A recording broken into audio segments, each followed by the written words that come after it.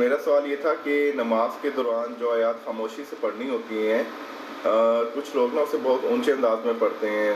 ساتھ والے نمازی اسے اپنی آیات پڑھنا بھی بول سکتے ہیں، تو اسلام میں اس بارے میں کیا احکامات ہیں کہ اونچی آواز میں پڑھنا ہے، دل میں پڑھنا ہے یا صرف ہونٹ ہلنے چاہیے؟ جی مفتی صاحب، نماز میں ڈسٹرب ہوتے ہیں دوسرا؟ جی ہاں جی ہاں جی ہاں دیکھیں فقہ حنفی کی روشنی میں جہاں کہیں شریعت نے یہ فرمایا کہ کہو یا پڑھو، تو اس کا مطلب یہ ہے کہ اتنی آواز سے کہو یا پڑھو کہ آپ کے اپنے کان کم از کم سن لیں، رائٹ، بشرطے کہ آپ کو ثقل سماعت یعنی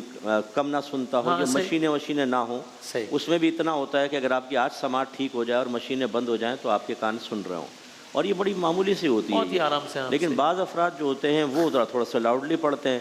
اور اس میں ایک بنیادی میں نے دیکھی ہے وجہ کہ وہ چاہتے ہیں کہ تجوید کے ساتھ ادا کریں، اچھا، اس میں گاڑھا عین اور ہا نکالنے کی کوشش کرتے ہیں، ہاں الحمد،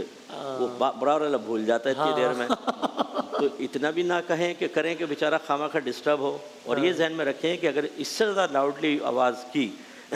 لاؤڈ آپ نے قرات کی اتنی کہ 3 4 5 ادھر 3 4 5 ادھر آدمی سن لیں، ہاں، اور وہ سری نماز ہے تو سجدہ سہو لازم ہو جاتا ہے۔ سری مطلب زور اثر کی نماز، صحیح، ان میں سر واجب ہے، آہستہ پڑھنا واجب ہے، اس لیے جو بلند آواز سے پڑھنے کے عادی ہوتے ہیں نا، بعض اوقات دیکھا ہے کہ منفرد جب پڑھ رہے ہوتے ہیں تو سری نماز میں جہر کر دیتے ہیں، یہ گناہ بھی ہے اور اس پہ سجدہ سہو بھی لازم ہوتا ہے۔ سو جن نمازوں میں حکم ہے کہ آہستہ پڑھا جائے اس میں کیا پیمانہ ہونا چاہیے کہ آہستہ بس اپنے کان تک پہنچے، اور جن میں حکم ہے کہ بآواز بلند پڑھا جائے اس میں کیا پیمانہ ہے؟ اس میں منفرد کے لیے اختیار ہوتا ہے،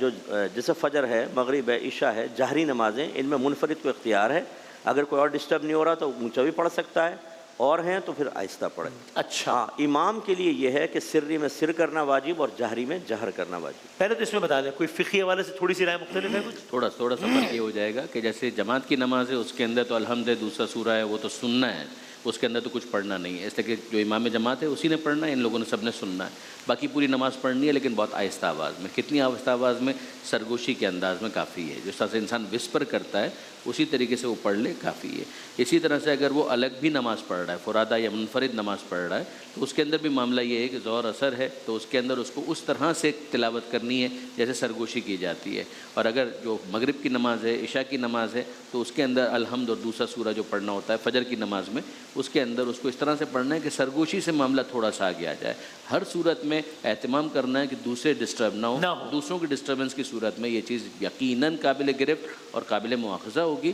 اور اگر ظہر اثر کی نماز میں اس نے اپنی آواز کو سرگوشی سے جان بوجھ کر بڑھا دیا تو نماز باطل ہے ہمارے یہاں۔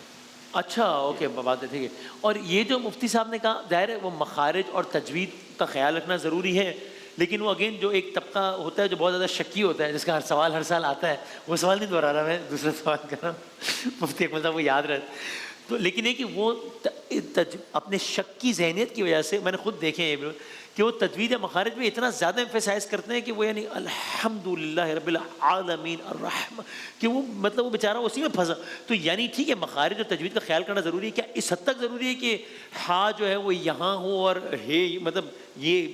کیا ہے، اس پہ ذرا بتائیے گا۔ ایک ہے لاپرواہی کہ جس کے اندر ایک انسان جان کہ بوجھ ٹھیک ہے کر سکتا ہے کچھ نہیں ہوتا اس ہے، کو کوئی امپورٹنس ہی نہ دے، ظاہر ہے کہ اس کی مذمت کی جائے گی۔ ایک ہے کہ انسان احتیاط کے ساتھ مخارج کے ادا کرنے کی کوشش کرے، اس کی تعریف کی جائے گی۔ ایک ہے کہ انسان اس میں بھی حد کو کراس کر دے، وسواسی بن جائے اور اس کو یقین ہی نہ آئے، جب تک وہ اپنے پورے گلے کے اندر زور نہ لگا دے، خراش نہ آ جائے، تب تک اس کو اطمینان ہی نہ ہو کہ حروف حلقی جو ہیں ان کا مخرج ادا کر دیا، تو اس کی ضرورت نہیں ہے۔ اس کے اندر جس طرح سے عام روش ہے، عام روش کے مطابق ہی وہ اپنی نماز کو ادا کرے۔ اگر اس کو زحمت ہو رہی ہے، تکلیف ہو رہی ہے، وہ جج نہیں کر پا رہا ہے، تو پھر کسی صاحب علم سے رجوع کرے، پیش امام ہو سکتے ہیں، ان سے پوچھ لے، یا پیچھے جو نمازی ہیں انہی میں سے کسی کو جو صاحب علم ہو اس سے رجوع کر کے بھئی اس طرح سے میں پڑھتا ہوں، چلے گا یا نہیں چلے گا، تو صاحب علم بھی اللہ کرے کہ وسواسی نہ ہو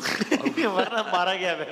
ورنہ مارے گئے، تو پھر وہ مسئلہ جو ہے اس کو حل کر لینا چاہیے، لیکن اس کے اندر وسواسی نہ بنے، ورنہ یہ جو نماز ہے نا، یہ نماز پڑھنا ایٹم بم بنانے کے برابر مشکل کام ہو جائے گا۔ ہاں صحیح بات۔ یہ سوال میرا آپ سے کرنے کی ہمت ہی نہیں ہوئے گا، آپ کہیں گے ہر سال آتا ہے سوال۔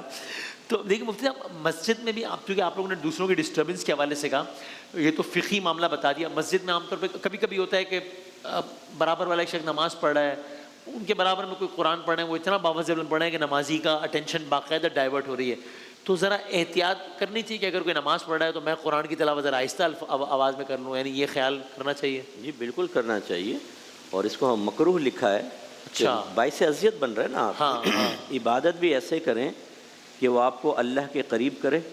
اور دیکھنے والوں پر یا سننے والوں پر گرا نہ گزرے۔ اب اللہ کا قرب حاصل کرنے کے لیے مخلوق کو تکلیف دیتے رہنا یا ارادہ تو نہیں ہوتا، یقیناً حسن ظن قائم کریں گے،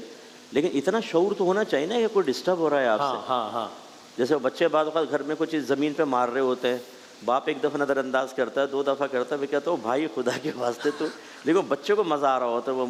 کر رہا ہوتا ہے۔ تو اسی طریقے سے بات کو بلند آواز سے پڑھنے میں مزہ آ رہا ہے، لیکن نمازی ہیں تو باہر جا کر یا دور جا کے پڑھیں یا آہستہ کر لیں آواز۔